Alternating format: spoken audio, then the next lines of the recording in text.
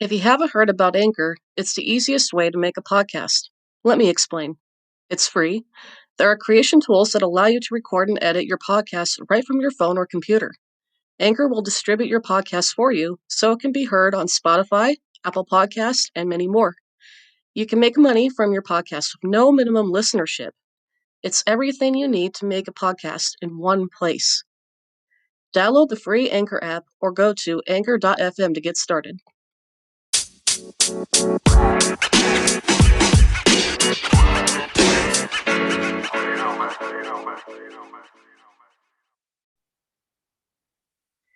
Hey everyone, my name is Jay, and welcome to the podcast Peer2Peer. And today's special guest we have is the one and only Humaam, also known as your friendly neighborhood Keanu Reeves. Thanks for being here. No, it's a pleasure to be here. First off, how's your day going? Oh, just a casual day in the life of Humaam Wick, just basic Keanu Wing and basic wicking. One half spreading the love and kindness, other half going after people that hurt my dog and, chasing them across the road. Oh man, I've known this guy So, for yeah. a while.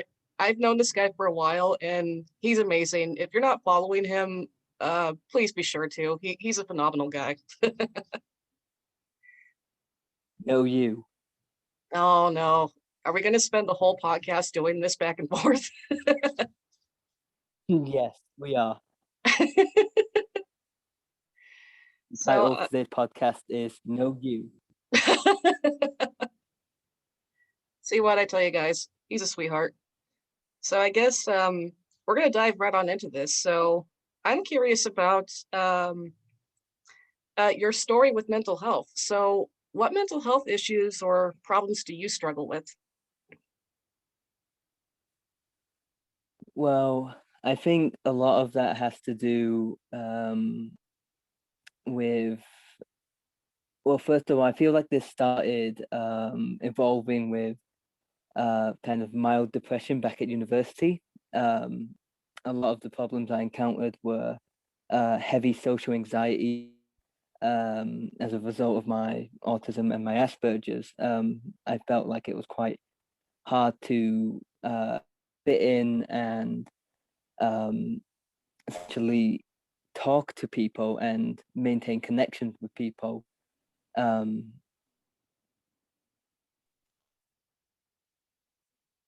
and most of it was me just sitting by myself alone, not doing anything proactive, anything positive, just feeling just really down for essentially the entirety of my university life, which was like 3 years. And after that, most of it, I think, currently as well, is more with kind of just relapsing back into that and, feeling alone, even though I'm surrounded by, being surrounded by so many people, yet feeling, so alone. I think those are some of the more current mental health issues I face. Hmm. So when you talk about relapsing, what does that look like for you? Because everybody has, a different way of like saying, "Oh no, I'm getting bad again." Like, what's that like for you? I guess it's those little voices in your head that kind of tell you, you're not enough, you're not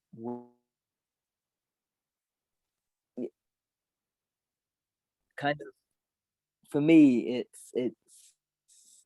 I'm not sure if it's more to do with my condition Hmm. or whether this is a standard mental health thing, but it's my mind kind of just flashes back to moments where, you know, the bad started to kind of kick in and just, you know, what's the best way to describe it? It's like always being reminded that you're alone, even though you're surrounded by people. and kind of that anxiety that hits you uh, every time. Like before you say something to someone, you think, "Oh, what if this happens? What if this is a repeat of last time?" And um, some of the more, you know, anxious side effects like that. Yeah. Have you ever heard of imposter syndrome? I have. I don't think I have the full like definition for it, but I believe is it when you kind of is it similar to like mimicking certain people's like behavior patterns and uh like how they act to kind of, be like them or It kind of depends on the person, but what I primarily get from it is it's the sense of, say you're like in a big room of people and you feel like, oh crap, I don't belong here with these people. They're way like they're 1,000 times ahead of me as a person. Like what? Why am I among all these people? It's like, say, for example, say you lived in poverty and then suddenly you became rich, and all of a sudden you're in this big room with all these fancy things and all these fancy people, and you're going, oh crap, I feel like the odd one out. Um, so, have you had anything in relation to that when you mentioned the anxiety that you have?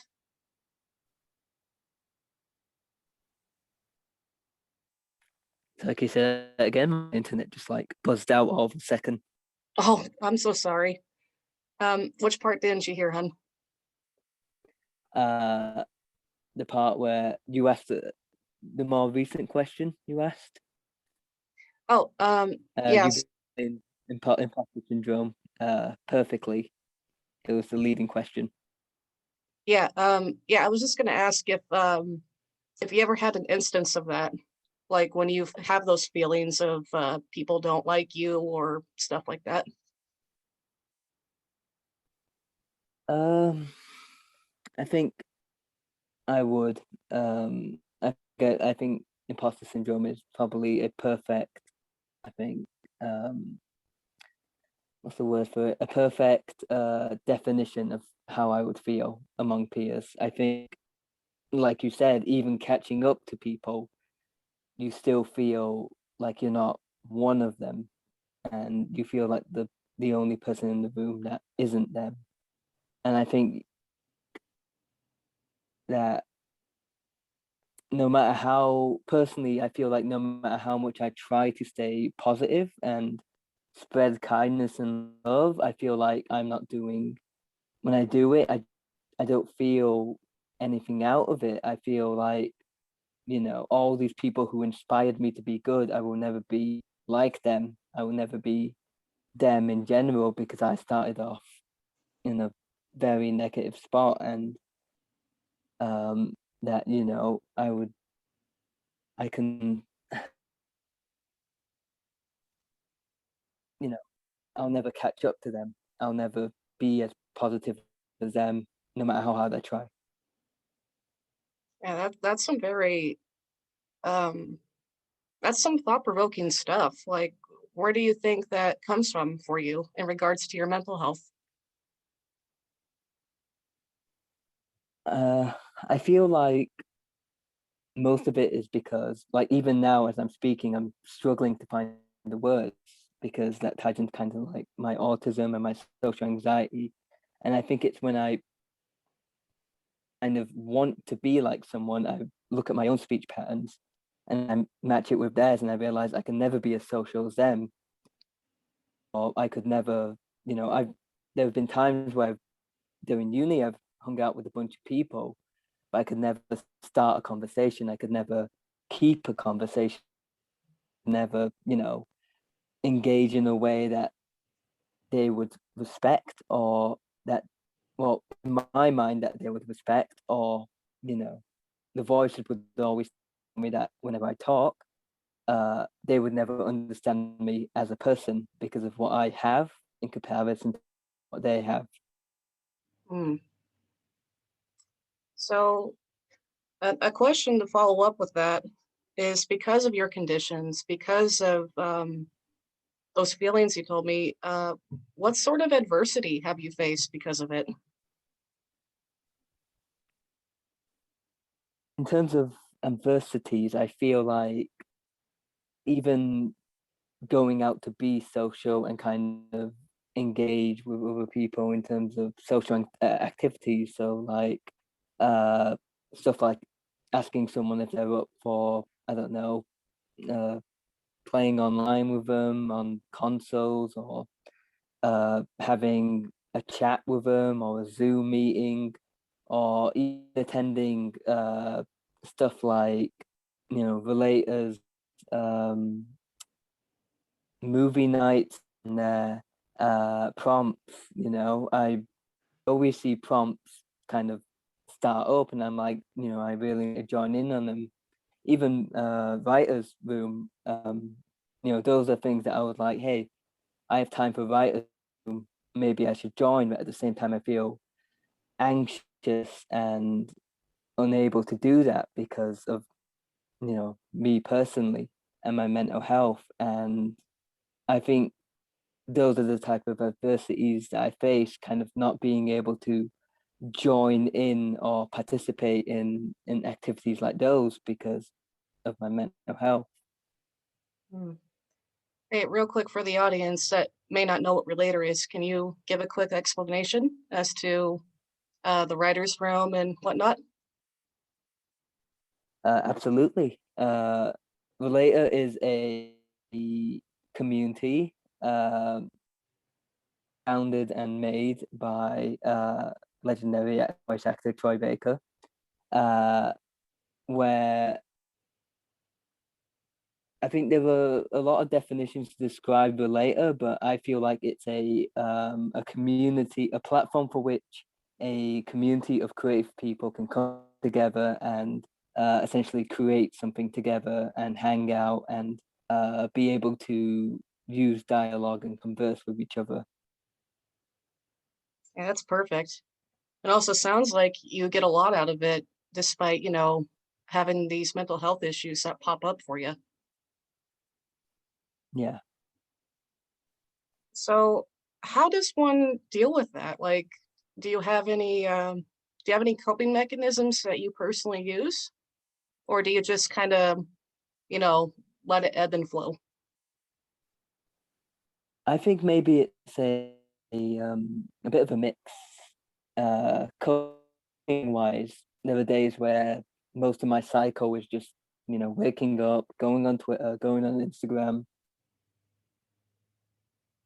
social media, and kind of just scrolling down and seeing what others are doing. And like I said before this podcast started, seeing just amazing things that make my day, like your posts or someone's drawing, someone's art. Uh, they will always make my day. Uh, and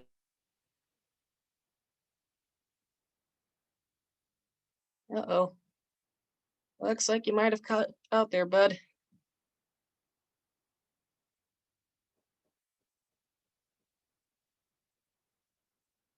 Yeah, just to let everybody know, our poor fella on the other side of the world has some internet connectivity issues, but we will be with you shortly.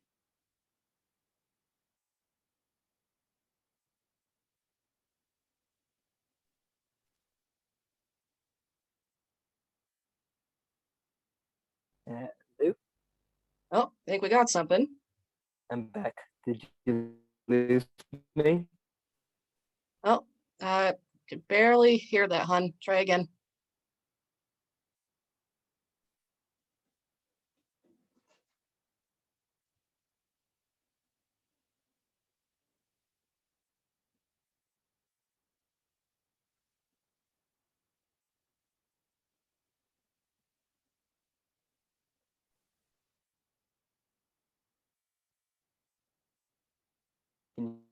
DJ? Oh, starting to hear you. You there? Yeah, I'm here. Are you? Well, you are there, but can you hear me? Yeah, I can hear you. Oh, good. Where did I drop out in my rant? I feel like I dropped out at a incredibly critical point and just started talking without realizing this whole thing ended. Yeah, we can definitely restart that question. My question for you was it was about your coping skills, I believe. What kind of coping skills do you use? And you mentioned cycling through Twitter and seeing content that makes you feel good, and that's where you left off, I think. Yeah. So uh, from essentially stuff like that to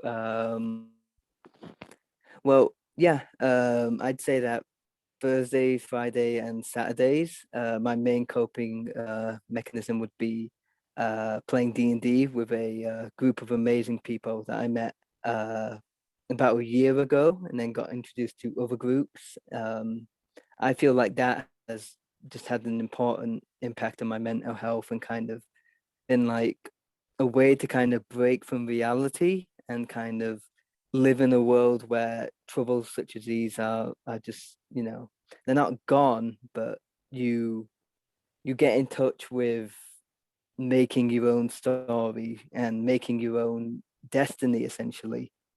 um and also it helps to have an amazing group of friends to just play with and be social with and to make laugh, and to have good times with. I think being with them has really helped, not only my social anxiety but the way I talk to people and improve on those social skills. So those 3 days of the week are just the best days of my life. uh, I would say that would be my main coping mechanism. Other than that, everything is just pretty routine. I'm either, um, working on stuff or playing on my PlayStation, or just recently I've actually uh, started to get back into writing, which I'm actually really happy about because I haven't written since university, and just to be able to get back into it is, a massive improvement and a massive distraction from, the problems cycling my mental health.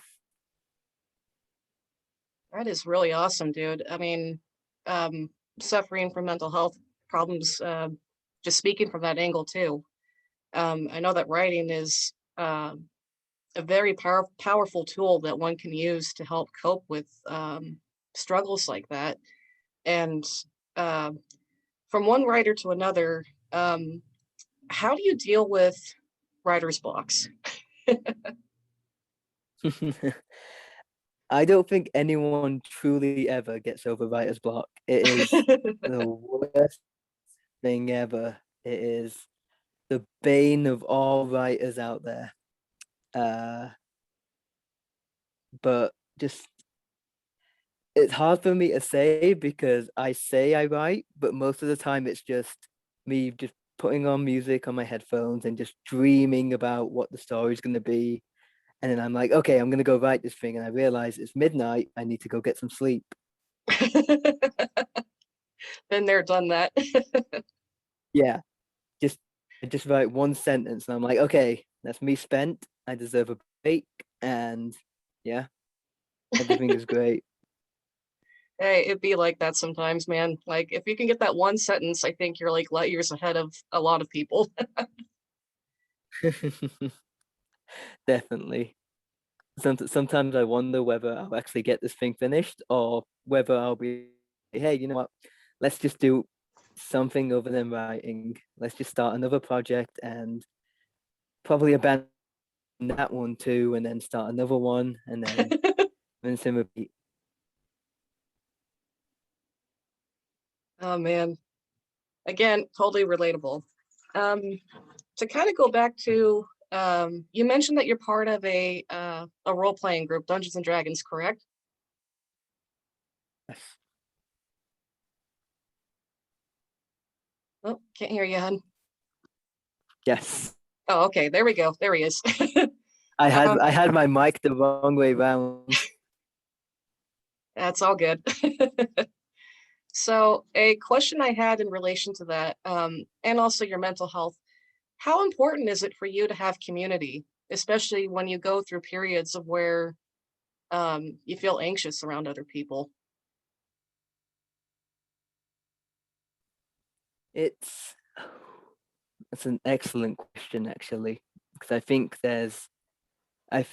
it has I think communities have both a positive and a negative um side to my mental health. I feel like the positives of it are that, like I said, if I'm ever scrolling down on Twitter, I'll see, amazing people's art or just amazing people's comments and just stuff that kind of makes me want to engage more and kind of learn from them in a sense, but also know that there are people out there that you could possibly talk to that have the same interests as you, that sometimes do really nice things for you. Uh, a couple of people I've met in the community, we've actually started a little group where we just casually talk about our D&D adventures together and relate our characters together. And it's just so much fun to kind of talk to them about, you know, and be passionate about stuff that you're passionate about and that they're passionate about. And then kind of just hoping one day you can meet them and just spill everything out. Um, I know an amazing person I've also met in the community who he's an amazing artist as well. I can't pronounce his username. PSY Rose. He is just a kind, genuine, amazing person that I've had the honor of. Well, he calls me his mentor, um, but I feel like he's been teaching me stuff. He saw one of my D&D character design, was like saying, "Hey, I would love to draw this out," and he did, and I was super impressed with it. And he got to talking to me about how I create these characters, and I was like, uh, kind of giving him some tips and tricks about how to kind of use your imagination to create stories, create characters, and he was heavily invested in it. And that made me feel good because it was passing on knowledge to someone who appreciated it and just loved it. And in return, he would draw stuff and send it back to me, and I would be like, "Your art is just improving."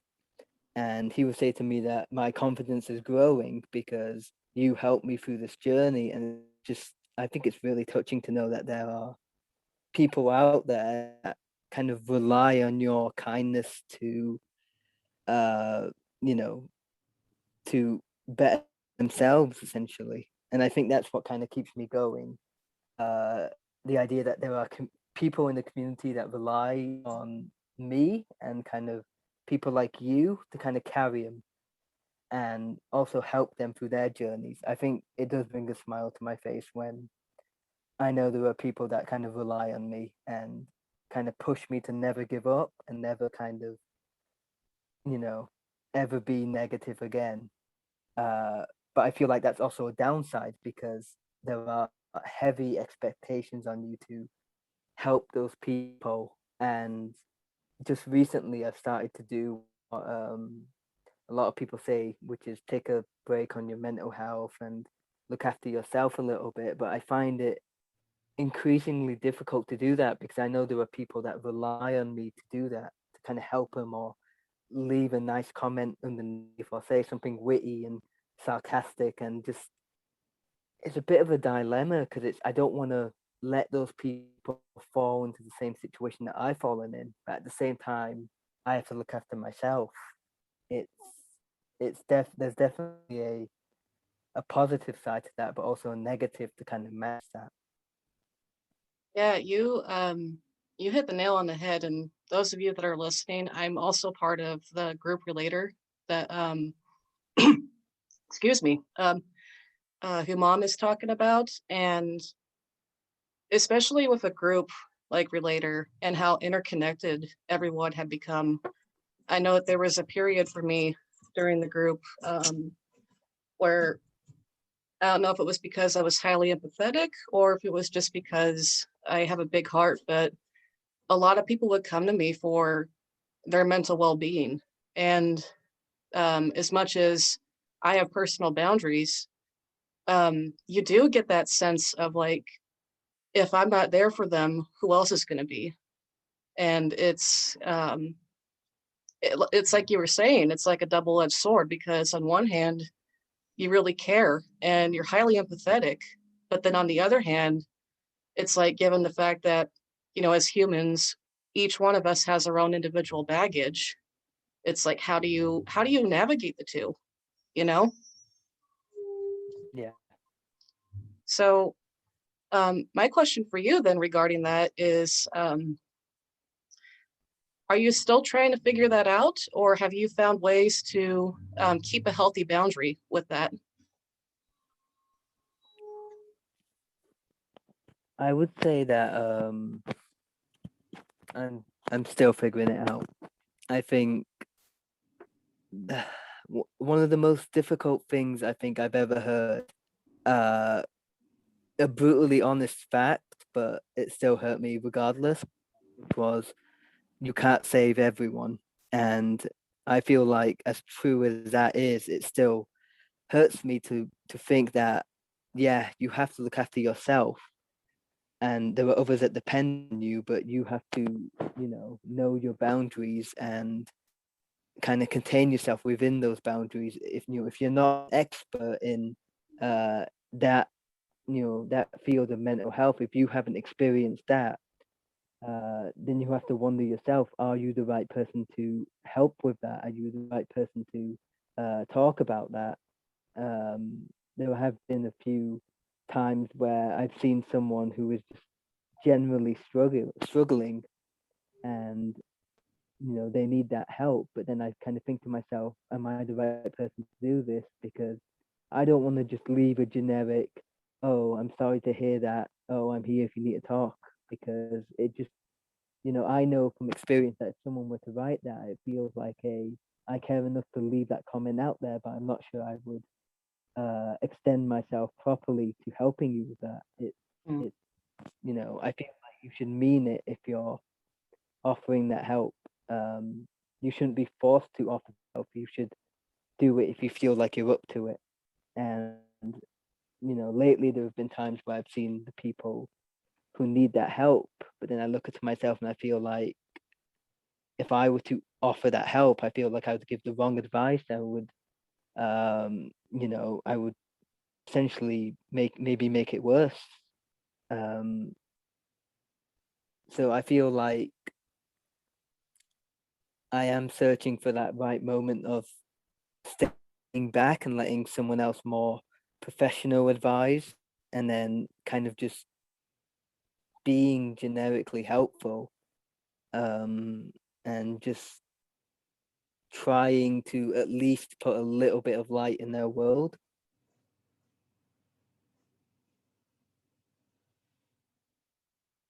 I think it's a pretty hard balance to maintain, kind of just helping someone and realizing that you have to step back and let someone who experiences help. Yeah, that's definitely an issue that I'm still grappling with myself, and I thank you for relating to me in that regard because it can be very difficult, especially when it's like, especially like when you see somebody online and you know that no one else is approaching them and you feel compelled to, but then there's that sense of, like you were saying, like, what if I say the wrong thing, or what if I'm not the expert for this sort of deal? And Yeah. I guess my question to you now would be, how do you personally cope with that? The whole, you said it perfectly. You can't save everyone. Like, how do you navigate the feelings of that?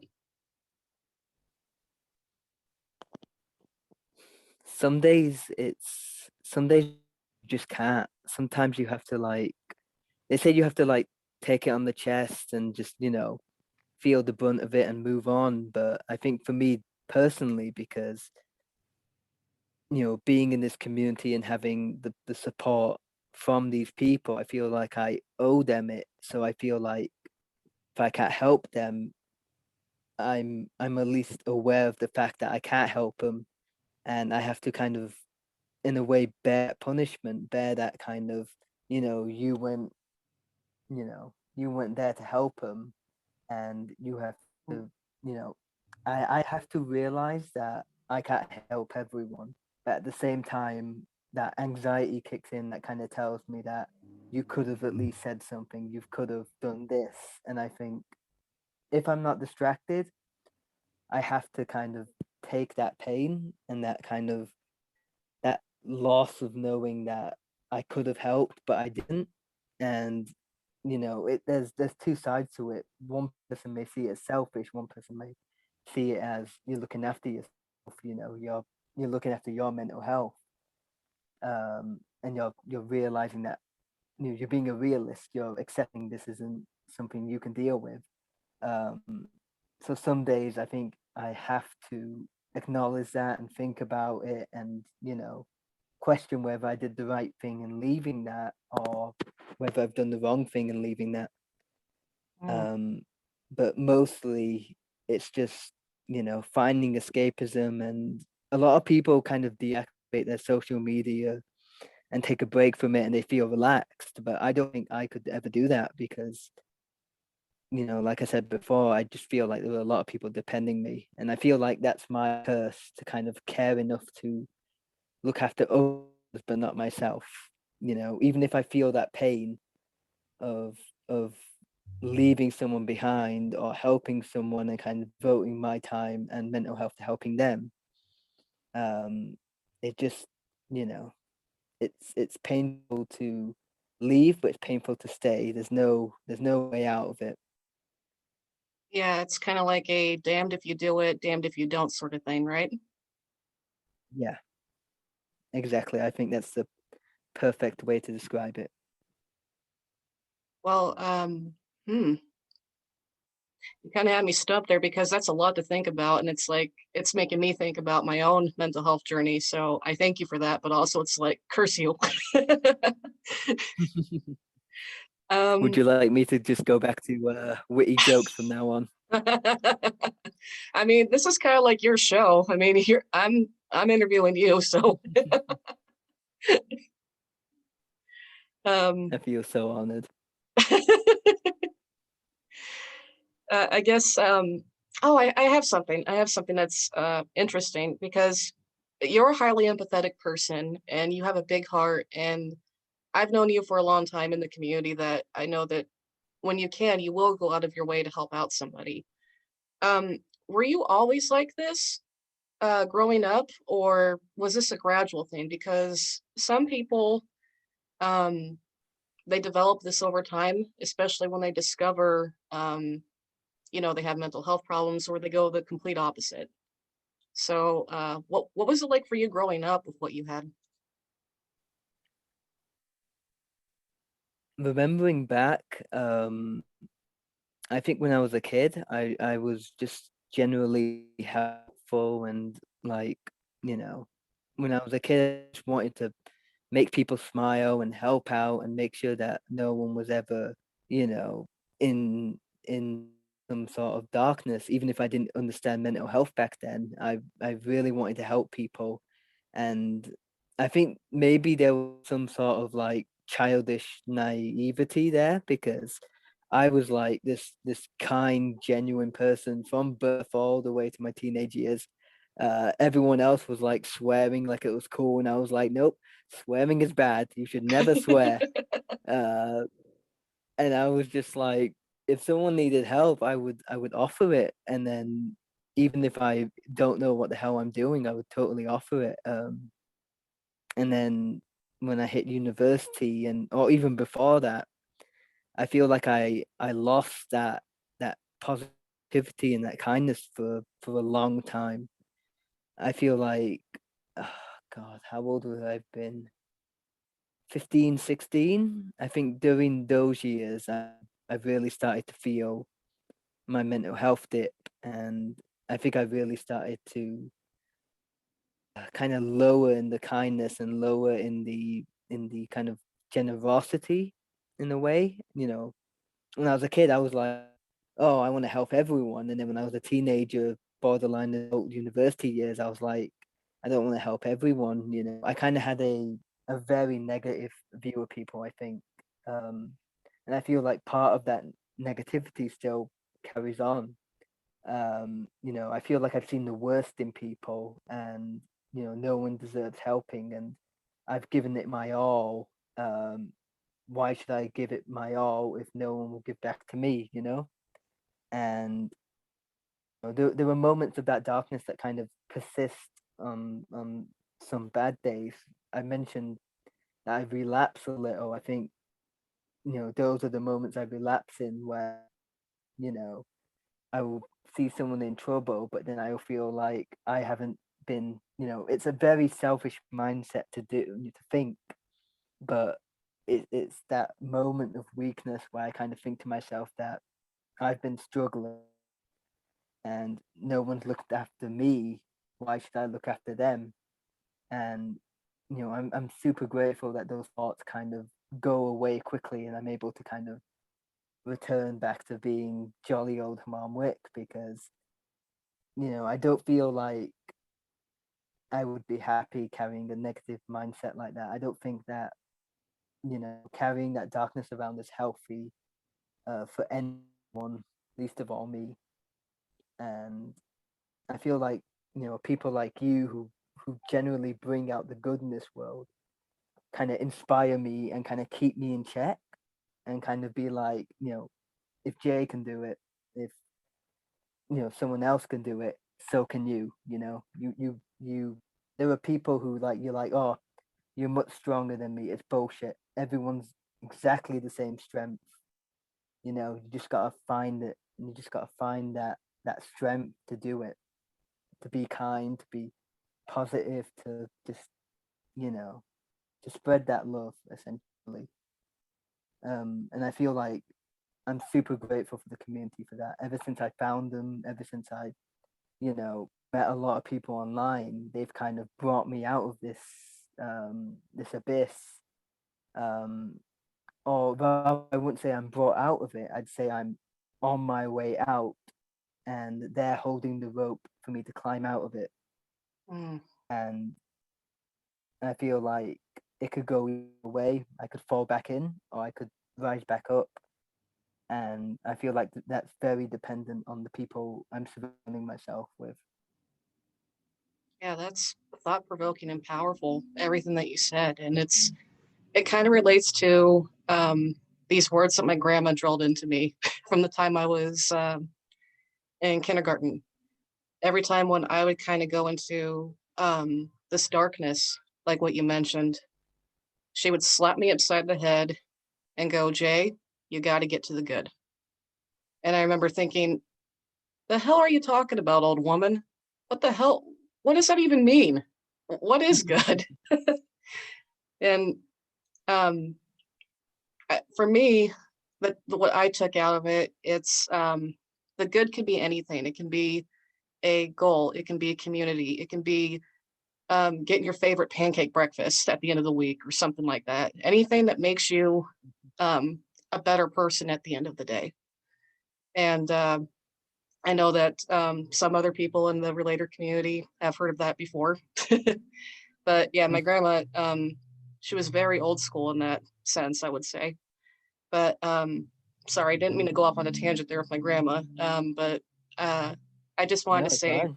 oh, thank you. I just wanted to say that you're definitely, I think, given a perfect example of what my grandma was saying, is that you always try to fight for that good that you can find in your life, no matter how big or small. And just hearing what the community has done for you, how you push yourself and you look up to people despite seeing the darkness in everybody, it's inspiring. A lot of people, I mean, not a lot of people can say that, because a lot of the time when, in my experience, when we see the worst in humanity, it's so easy to retreat into that darkness, or go for Yeah, that night of the soul kind of deal.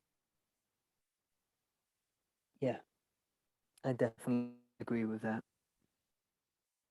Yeah. So, Dane, again, you got me kind of stumped, but in a good way. I think you've got me stumped as well. I'm just there like, oh, here come the words of wisdom. Here come the just powerful fucking knowledge. Oh, I can't contain it. I know it's like we're both woke. We're like looking at the stars together. We're just like, wow, we are tiny specks of dust on this planet. What do we do?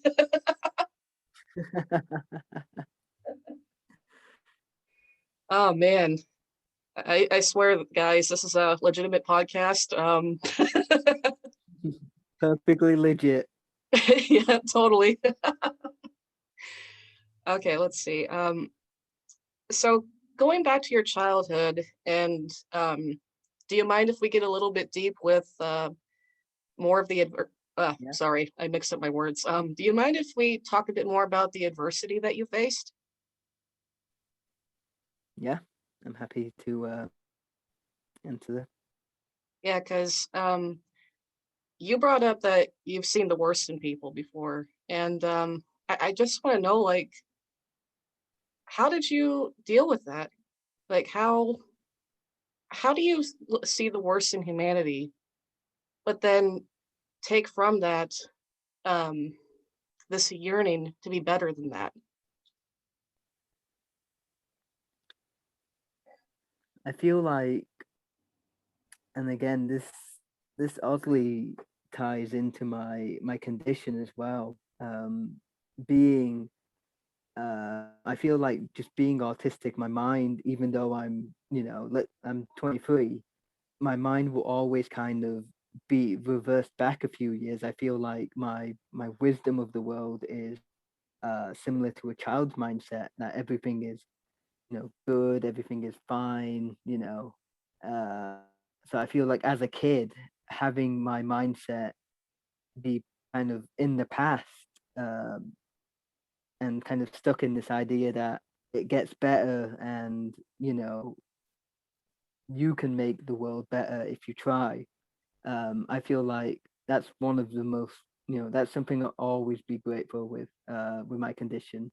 The fact I can kind of look back and feel like, you know, the world is changing, but you could change it for the better. And in terms of, the sort of adversities I saw, stuff like, discrimination, all forms, whether it be for my disability, my skin color, just anything against me, it makes me feel like I'm someone in the world that's, that can never fit in no matter where I go. There are people who are like me, who I try to engage with, and they don't want me. And there are people who are not like me, who I've engaged with, and they still don't want me.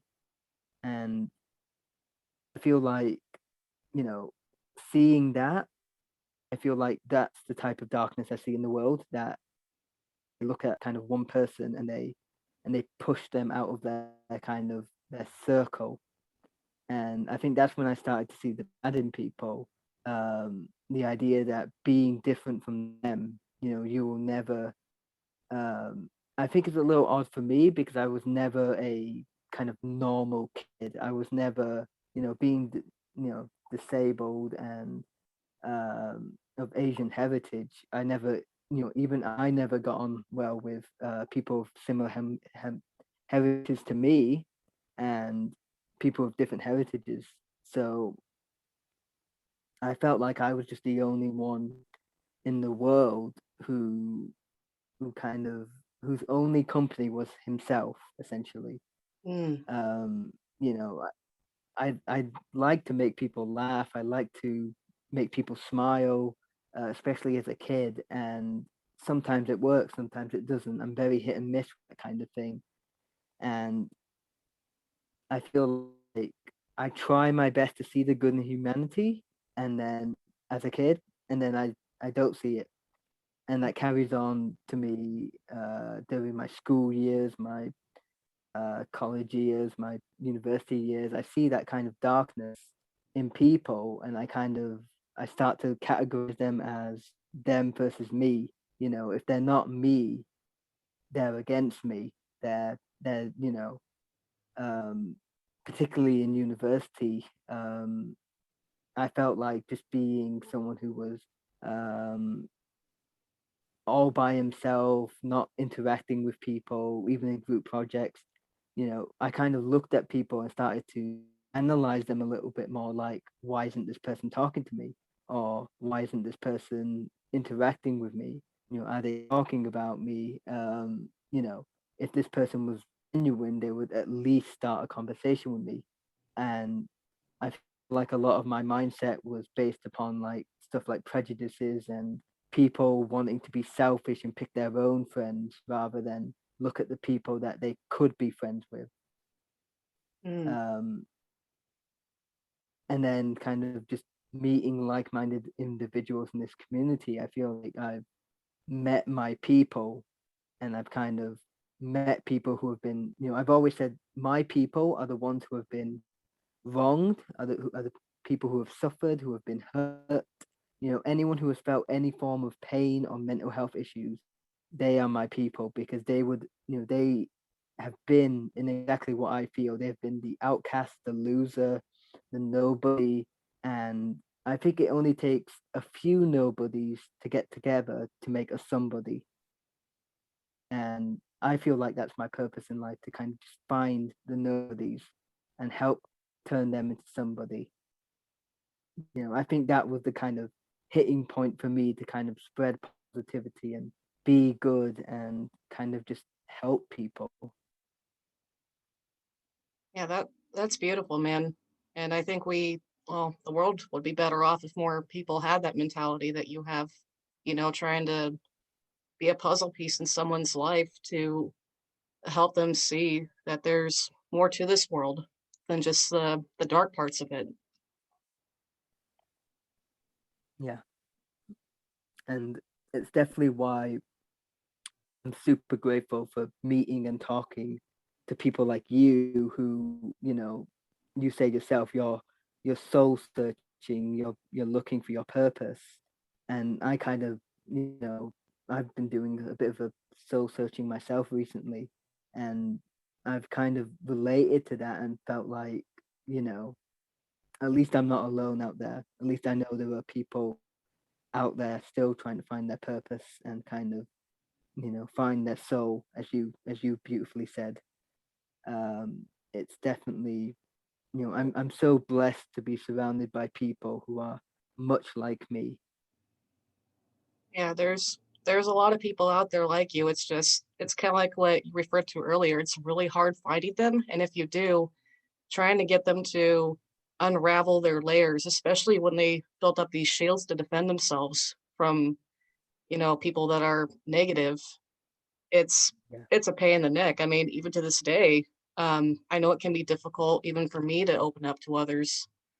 And like doing this podcast too, it's kind of like a huge leap of faith that I'm taking in other humans, to share the space with me and to be able to go deep yeah, and be able to talk about things that a lot of people don't even really think about on a daily basis. So I'm not sure where I was going with this, but again, you're very thought provoking, and I love that about you. for what it's worth, I'm super glad and super proud of you for doing this, because I don't think there would ever be a time or a place for me to talk about my mental health than with someone who truly understands people and, has this passion for mental health, and it's just inspiring and a badass. And I'm getting into the compliment territory, bear with me for a second. But I feel like, as someone, I've only done one podcast in my life, and even then I was like super nervous because it was like a general podcast. But to be I feel like if someone else had did this podcast, I would have been a little bit reluctant to do it, because I feel like no one would understand. But I feel like being on a podcast with you specifically, it's, I feel that connection. I can definitely feel, your passion for it and your understanding and your empathy for everything. So, I'm truly honored to be a guest on this and to kind of talk to you about this. I'm shaking, but I'd You're rather do- be shaking. I'd rather be shaking talking to you than someone else. well, to quote a meme, "You're doing great, sweetie." And by the way, to our listeners here, I did not pay him to say that. That was straight from the heart. Straight from the heart. We can get an X-ray ready to prove it. I think it'd be very hard to see it because it would be so big. I think, yeah, you need like an elephant-sized one. You, I want to go back to something that you said a bit ago. How you feel like even though you're 23, um, you feel like in many ways you're still childlike, and I find that interesting because I feel like, well, I'm 28 going on 29 this August. I feel like an old soul trapped in a young person's body, just given the stuff that I've been through. So for me, it's very unique to hear someone on the opposite end of the spectrum, more or less, and what their perceptions are. So, like when you mentioned that, I guess what I want to ask is, um, let's see, what did I want to ask?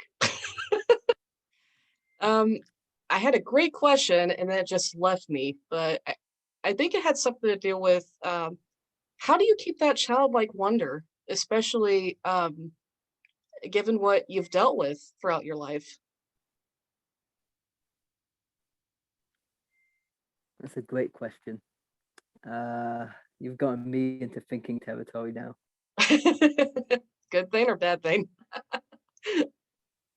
Both? Both is good. Yeah. uh, oh God. Uh, I feel like most of the time, when I was a kid, I got to, despite all the badness, enjoy that kind of ability to be a kid again. And then once I was in high school, I had to learn to kind of grow up.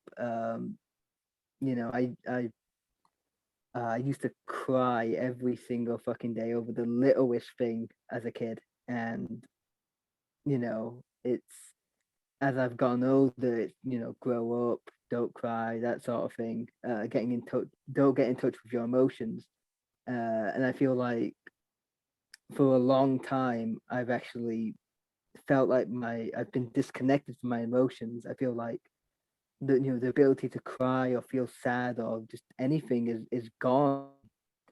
And I think only recently I'm starting to kind of pick up feelings again, to kind of smile and laugh and cry and the sort of things. But in terms of keeping in touch with my inner child, I feel like, you know, as I've said recently, it's getting in touch with my emotions and kind of building off years of losing that feeling. Like, I feel like I've lost a majority of my childhood and I need to kind of regain it somehow. And that's where all the witty banter and all the, just me acting like a child comes from.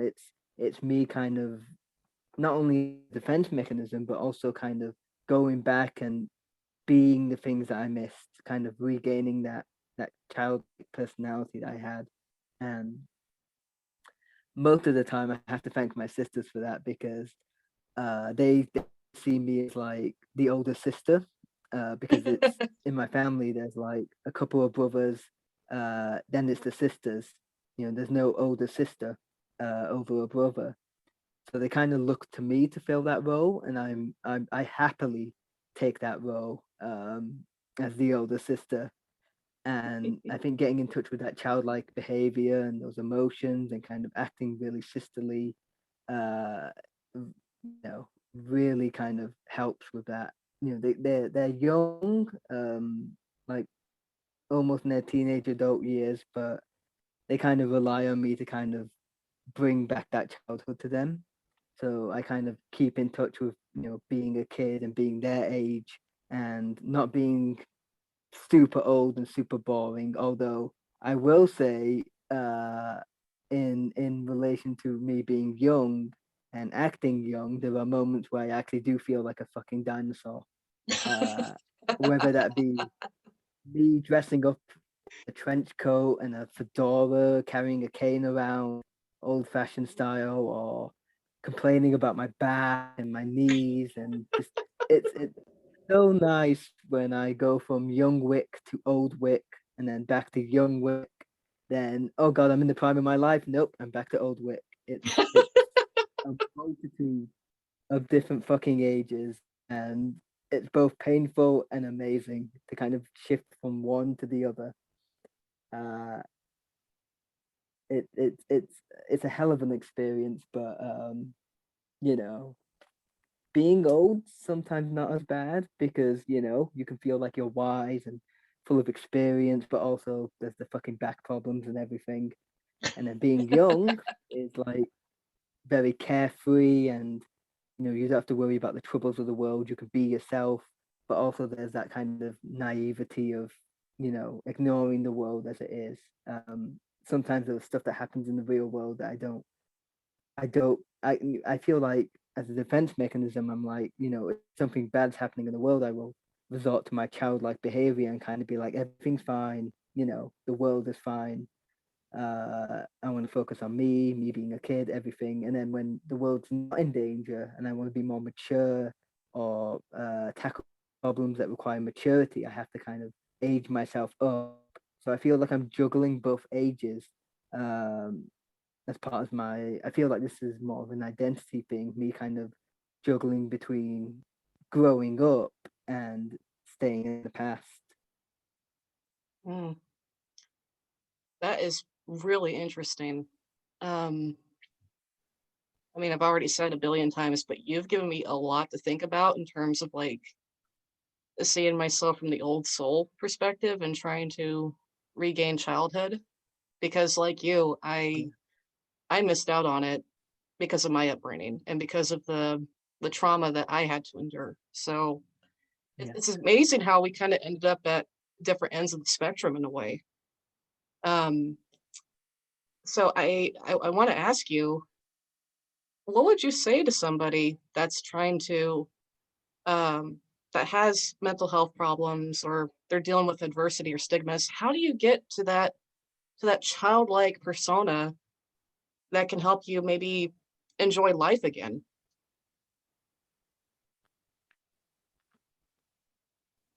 I feel like sometimes there were a lot of kind of a variety of different, mental health and stigmas. So it's kind of hard to pinpoint a kind of common feeling to help them all. Um, but I feel like the best way to lose yourself is to live on another world, kind of both literally and metaphorically. If you can afford that trip to a parallel universe, buy it. Uh, but most of the time, I kind of I'm a thinker, and I remember my university professor used to say to me that I had the most unorthodox mind ever, and that's probably because most of my life I've kind of spent dreaming and living in my head as opposed to living in the world. So I feel like what advice I would give would be to just don't live on this world, don't like restrain yourself to this world, live in your own, create your own world. Who are you in that world? Find your purpose in those worlds. You could be, in many of my worlds, I'm the hero, I'm the villain, I'm someone who's lost everything, I'm someone who's gained everything, I'm someone with a bright future, I'm someone with a dark future. I'm someone whose upbringing was a lot better, I'm someone whose upbringing was as I as I am now. There are so many worlds you could experiment with and live in. Don't restrain yourself to the day-to-day activities of life and the problems of the world. Make if the world isn't you know healthy for you, just make your own. Just spend 5-10 minutes dreaming about you in a different place. You got that job promotion. You interviewed a that guest you always wanted to interview. You finally got to meet your hero.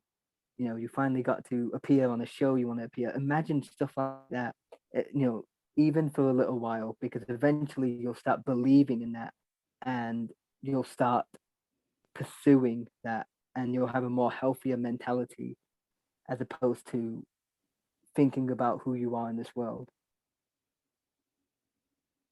Ah, damn. Sorry for the little silence there. That's like Oscar nomination speech right there. You think so? Uh, I believe it. Good, because I actually have it all written down here in preparation for my speech. I just wanted to practice that live just in case it wasn't as good. Hey, at Podcast least you're feedback is the truthful. great. Yeah. Oh my gosh.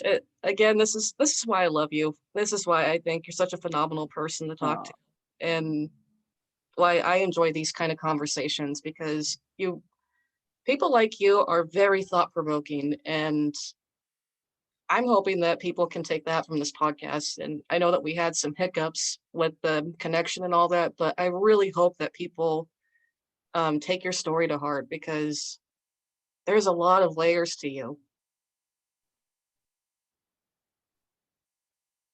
yeah. I mean, there's a lot of layers to everyone. You have the skin, and then the Hmm. blood, and then flesh. No, wait. I Skin and flesh are the same thing. This is why I failed biology.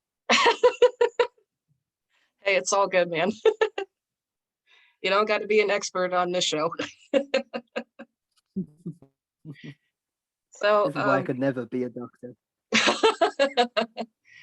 now I'm thinking of that one game. Can't remember it, but I just remember the character of the medic going, and that's how I lost my medical license. Oh man. So we got enough time for one more question, and I want to ask you, kind of like what I did with my previous guest, like, what would you say to somebody or to the people out there that have the same mental health issues as you? Like, what would you say to them to empower them?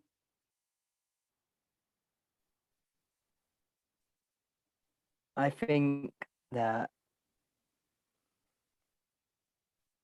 oh God, this is a tough one, Hey, it's okay. Take your time. but not all the time in the world. I think you need to just, for people who kind of suffer that kind of same mental health as I feel like you need to explore and find people out there that match what you're feeling. I feel like that's a great start to your journey. I feel like every trouble out there, the path to kind of not curing it, but the path to kind of overcoming troubles is to uh kind of start a journey somewhere. Just walk. You don't have to think, just walk. Find forums, find online communities. Just look for people who are so much like you, and I won't sugarcoat it. You will find a lot of bad people before you find the good, but that's what makes the search much more worthwhile. It's there will always be barriers in your way, but those barriers are there to prevent you from being happy. So if you want to be happy, you have to break through those barriers and find the people that can relate to you and that you can relate to them. Other than that, find a shitload of like other hobbies. Like, I didn't think in a million years that D&D and painting models is something that I would ever do. And doing it now, I'm fucking having the time of my life enjoying that. Those are things that as a kid I would never get into, but doing it now, those are the things that keep my mental health in check. So, look for the people that care for you and do stuff that you think you would never do and find joy in them. Hey, man, I couldn't have said it better. Thank you for being very patient. I know that you've been having internet difficulties, but you did beautifully. And also, too, just thank you for being as authentic and organic as you could be talking with me today, because I know this stuff is, it's not easy having these conversations. So having people like you step up to the plate and taking that leap of faith, it gives me hope, and I hope that it gives hope to whoever's listening right now. So that's today's episode. We interviewed the one and only friendly neighborhood Keanu Reeves, aka Humaam, and we hope to see you next time.